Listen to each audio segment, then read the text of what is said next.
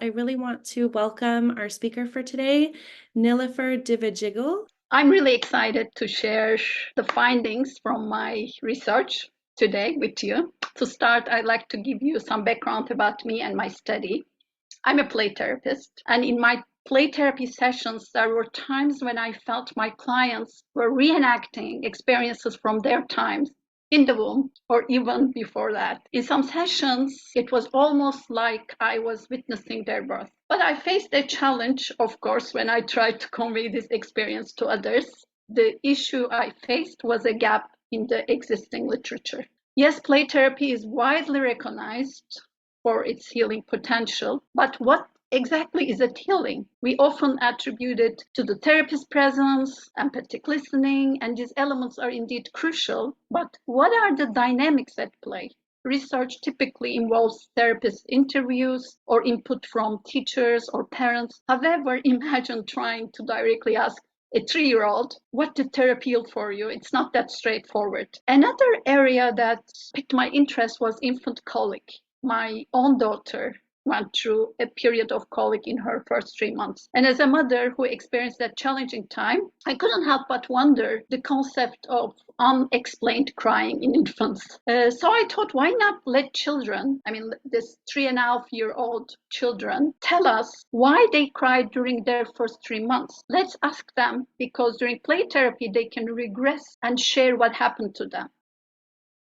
Despite all the efforts to understand colic, we are still in the dark about what exactly causes colic. So my research question was, what are the womb and birth experiences of colicky babies in relation to prenatal relational trauma between mother and fetus or the fetal environment?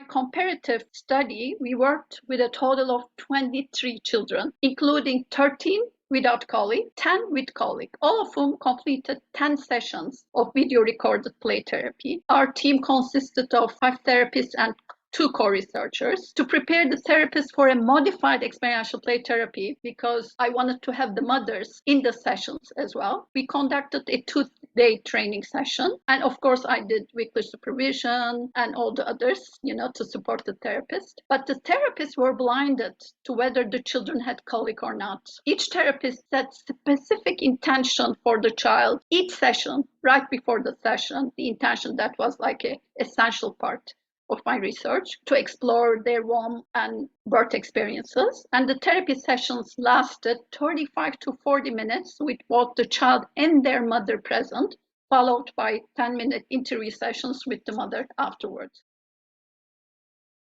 I'm going to talk to you now about the thematic clusters a little bit. The primary analysis focused on the play therapy sessions, where we categorize our finding into thematic clusters based on the frequency and type of play. So here we are: role play, tunnel, sand pool, tent, and egg chair. I put the picture so you have an idea. These themes observed during our play therapy sessions offered amazing insights into the children's prenatal and birth journey. So I'm going to start with role play, and I'm going to go through each of them. Within the role play category, we identified specific codes like role play secure, role play frustration, role play harming others, role play reversal. But out of 23 children, 22 engaged in role play activities, all of them. In the role play secure category, which encompasses nurturing activities like playing hairdresser, caregivers, cooking, reflecting a well-regulated and safe relationship dynamic, higher portion of colic children engage in this type of play.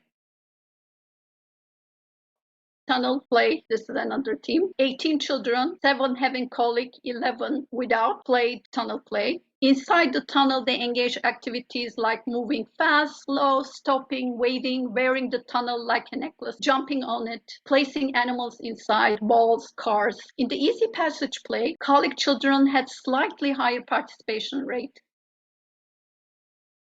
So sand pool play, that's also another interesting one. For me, everything is interesting. 17 children engaged in sand pool play and had 2 distinct codes: sand pool hiding and sand pool motion. In both hiding and motion play, more non-colic children participated. Tent play, again more non-colic children in tent play. So my last cluster is egg chair, and the participation of non-colic children engage in egg chair play, again, non-colic, higher. Let's talk about the findings. Non-colic children showed a higher tendency towards what we describe as traumatic play. This could be because colic infants might use crying as a way to process and, in a sense, release deep-seated emotional and traumatic experiences that originate from their time in the womb and during birth. It appears that colic babies who cry intensely during their first 3 months may be releasing some of the prenatal or perinatal trauma. But now, look at the graphic on the bottom of the page. Now think of this as a continuum, a spectrum of experiences. On one side, there's stress, then trauma, and finally shock. Colic might be one side of the story where the baby is navigating the realms of stress and trauma using crying to release the emotional weight. But on the other end of the continuum, there's shock. It's like survival mode, a life-threatening situation where the baby can't cry. So colic could be one part of the puzzle and shock another. So what's next? I want to include that also because through my findings, through my dissertation, we explored colic in a completely new way.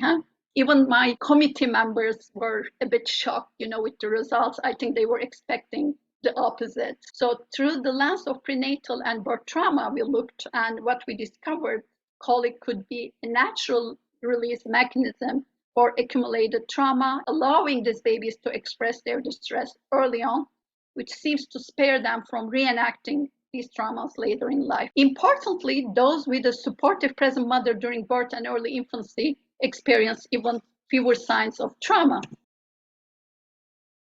Last word, by creating healing spaces, whether through play, therapeutic support, early parental guidance, we give children and even adults the chance to work through their trauma and reshape their future. It's not just about treatment, it's about prevention and intervention at the early stage of life to make sure that trauma doesn't define their developmental path.